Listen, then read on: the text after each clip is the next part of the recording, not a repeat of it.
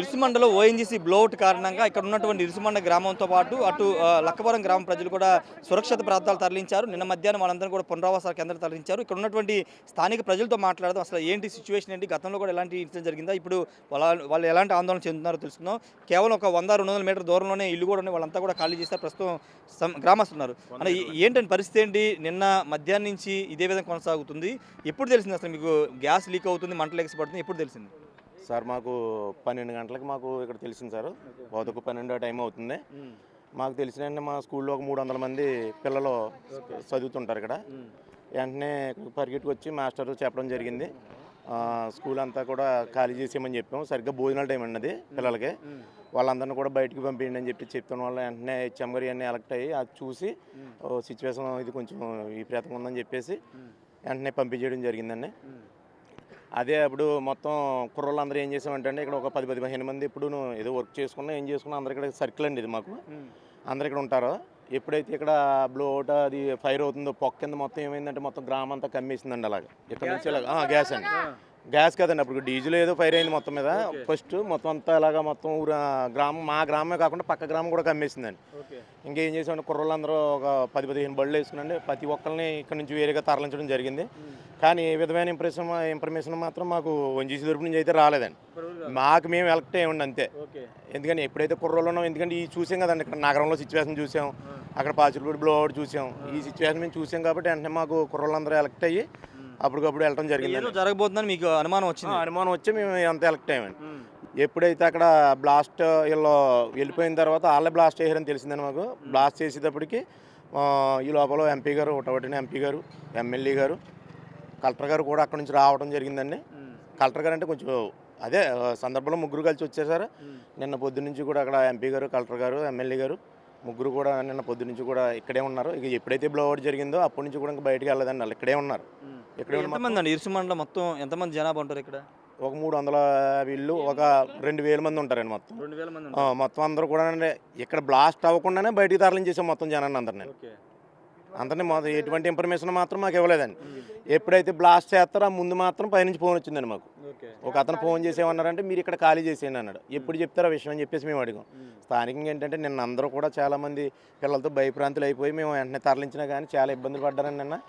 కానీ ఏంటంటే ఈ కుటుంబ ప్రభుత్వం మాకు మాత్రం నిజంగా చాలా సహకారం చేసి అందరికీ అన్ని విధాలా కూడా అన్ని అందుబాటులో మాకు మాత్రం అన్ని ఏర్పాటు చేశారు. అన్ని ఇక్కడ ఒకటి లక్వరం ఒకటి ఏర్పాటు చేశారండి, ఎంపీ గార్డియన్స్ అని. గోడపల్లి ఏమో అక్కడ ఒక క్యాంప్ ఏర్పాటు చేశారండి. ఇంకోటి ఏంటంటే బట్టెలంకలో ఒక క్యాంప్ అండి. మొత్తం 3 క్యాంపులు అండి, 3 క్యాంపులు ఏర్పాటు చేశారు. ఇదండి, ఇలా అంతా బాగానే చూసుకున్నారండి. కాదంటే ఇప్పుడు కొంచెం తగ్గిందండి, నిన్న మీద తగ్గింది కాబట్టి కొంచెం మేము ఫ్రీగా ఉన్నాం. కానీ ఇటువంటి మాకు ఎప్పుడు జరగకుండా చూడాలని మాత్రం మేము అనుకుంటున్నాం. అది ఇంకెప్పుడు మాకు లేకుండా ఇటువంటివి చేస్తే మేము, ఎందుకంటే పిల్లలతో ఇప్పుడు చిన్న పిల్లలండి ఏమైపోతారండి, మాకు చాలా ఇబ్బంది కలిగిందండి నిన్న. ఎందుకంటే ఎవరు కట్టుకున్న చీరతోటి ఉన్న బలంగా కొంపలు వదిలేసి వెళ్ళిపోవడం అంటే ఎందుకంటే మాకు ఈ పోటలు ఎందుకు? చెప్పండి అండి, ఏంటి అంటే ఇలాంటి ఇబ్బందులు గతంలో కూడా ఫేస్ చేశారు, నిన్న మీ పరిస్థితి ఏంటి? లేదండి, ఇది వరకు లేదండి. అది పాతరిగ్ అండి, రీఓపెన్ చేశారండి. అది రీఓపెన్ చేసిన తర్వాత నిన్న కనీసం ఓఎన్జీసీ తరపు స్టాఫ్ నుంచి మనకి ఎటువంటి ఇన్ఫర్మేషన్ లేదండి అసలు. వాళ్ళు ఆ వదిలేసి గ్యాస్ లీక్ అయిన వెంటనే వాళ్ళ తక్షణమే ఆ కార్లు వేసుకుని వెంటనే వెళ్ళిపోయారండి. వాళ్ళు పోనీ ఊరు ఖాళీ చేయండి అని కానీ ఏమీ లేదండి. మేము కుర్రోళ్ళు అందరం కలిపి మాకు భయం వేసి బాడ్స్కూర్లో జరిగిన సంఘటన చూసి వెంటనే తక్షణమే మేము ఊరు వదిలేసి కట్టు బట్టలతో బయటకు వెళ్ళిపోయామండి. కనీసం మాకు ఆ స్టాఫ్ నుంచి ఎటువంటి ఇన్ఫర్మేషన్ లేదండి అసలు. అదండి, మరి ఇలాంటి ఊరుమయ్యాను ఉంటే మాకు చాలా ఇబ్బందిగా ఉందండి. తక్షణమే దాన్ని ఎట్టి పరిస్థితుల్లో ముగించేసి ప్రయత్నం చేయించాలండి. మరి మాకు అదండి, మాకు ఊరుమయ్యాను మాకు ఇబ్బంది కదండి. మరి అది అంటే ఇప్పుడు కంట్రోల్లోకి వస్తుంది ఏమన్నా చెప్తున్నారా వాళ్ళు? ఏమీ చెప్పలేదండి అసలు. వాళ్ళ తరపు నుంచి మాకు ఎటువంటి ఇన్ఫర్మేషన్ లేదండి అసలు. మాకు ఇక్కడ మంగిన గంగయ్య గారు అబ్బాయి మంగిన రాధాకృష్ణ గారు షెల్టర్ ఇచ్చారండి, ఆయన ఎంజీ గార్డియన్స్. అక్కడికి వెళ్ళిపోయామండి మేము కట్టు బట్టలతోటి. ఇలా మాకు దిక్కులేని పరిస్థితి కింద ఉందండి. ఇప్పుడు అక్కడ అది లేకపోతే మా పరిస్థితి ఏమైపోతుందో కూడా తెలియదండి. రాత్రి బిక్కు ఇంకా ఇది పగటాలు జరిగింది కాబట్టి సరిపోయిందండి. రేత్రి అయితే ఆ గ్యాస్ అంతా కమ్మేసి ఊరంతా బ్లాస్ట్ అయిపోతుందండి మొత్తం. అప్పటికప్పుడు మేము నైట్ చూసుకోలేం కదా, పగటాలు కాబట్టి మా అంతటి మేము ఆలోచించుకుని మా కుర్రోళ్ళు అందరూ ఏకమై ఇంటింటికి చెప్పి ఎట్టి పరిస్థితుల్లో మనం ఖాళీ చేసి వెళ్ళి బాడ్స్కూర్లో ఇదే జరిగింది ఇలా జరిగిందని చెప్పేసి అప్పటికప్పుడు మేము ఖాళీ చేసి వెళ్ళిపోవడం జరిగింది. అదే నైట్ అయితే గ్యాస్ అంతా కమ్మేసి నగరం పరిస్థితి వద్దునండి మాకు. తెల్లారితే అప్పుడు బాడీలు మిగులుతున్నాయండి మాకు. ఎటువంటి ఇన్ఫర్మేషన్ లేదండి అసలు ఆ స్టాఫ్ నుంచి. వాళ్ళు రిగ్గు 20 సంవత్సరాల తర్వాత తీశారని ఓపెన్ చేశారన్నారు. అంటే మీకు ఇక్కడ సమీప గ్రామ ప్రజలకు ఏమన్నా మీకు చెప్పలేదా? అసలు ఎటువంటి ఇన్ఫర్మేషన్ లేదండి, ఎటువంటి ఇన్ఫర్మేషన్ లేదండి. ఇన్ఫర్మేషన్ అసలు ఎవరు చెప్పలేదండి. మాకు రీఓపెన్ చేస్తున్నాం, మీరు ఏదైనా వస్తే జాగ్రత్తగా ఉండాలని ఏమీ చెప్పలేదండి. అసలు ఏమీ చెప్పలేదండి.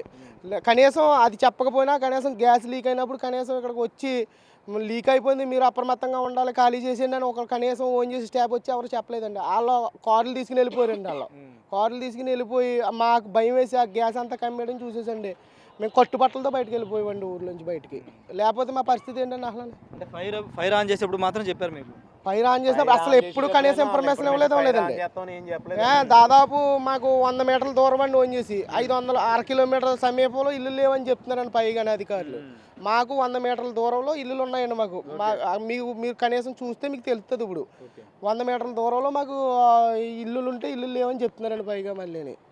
మరి ఏదైనా నైట్ జరిగితే మరి ఇబ్బంది కదండి. మరి తక్షణమే దాన్ని ముగించే ప్రయత్నం చేయించాను. మరి కానీ మీ మీడియా ద్వారా మేము ఇచ్చే సందేశం అదేనండి.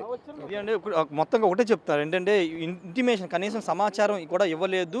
లోకల్గా గ్రామాల్లోకి గ్యాస్ వచ్చిన తర్వాత ఒక పొగమంచులా కమ్మేసిన తర్వాత అప్పుడు అలర్ట్ అయ్యి వెంటనే పిల్ల పాపాలతో కట్టుబట్టలతో మేము బయటికి వెళ్లాల్సిన పరిస్థితి. ఓఎన్జీసీ కనీసం సమాచారం కూడా ఇవ్వలేదని ఇక్కడ గ్రామస్తులు చెప్తున్నారు. గ్రామస్తులే వీళ్ళే వాళ్ళంతా కూడా అప్రమత్తమై గ్రామస్తులందరూ ఖాళీ చేయించారు. నిన్న పగలపూట ఇన్సిడెంట్ జరిగింది కాబట్టి అందరూ ప్రాణాలతో బయటపడ్డాం. ఒకవేళ రాత్రి వేళ ఇన్సిడెంట్ జరిగితే మా పరిస్థితి ఏంటంటూ వాళ్ళంతా కూడా కొంత ఆవేదన చెందుతున్నారు. రెండోది ఇది ఎప్పుడు కంట్రోల్ వస్తుందనే ఒక కనీస సమాచారాన్ని ఇవ్వట్లేదు, ఒక ధైర్యాన్ని నింపే ప్రయత్నం కూడా చేయట్లేదని గ్రామస్తులు అయితే చెప్తున్నారు. పునరావాస కేంద్రాల్లో వసతులు బాగానే ఉన్నప్పటికీ కానీ ఇది ప్రతిసారి ఇలాగే జరిగితే ఎన్నిసార్లు ఈ ఊళ్ళు ఖాళీ చేసి వెళ్లాల్సి వస్తుంది అని కూడా ప్రశ్నిస్తున్నారు. దీనికి ఒక శాశ్వత పరిష్కారం చూపాల్సిన అవసరం ఉందని చెప్తున్నారు.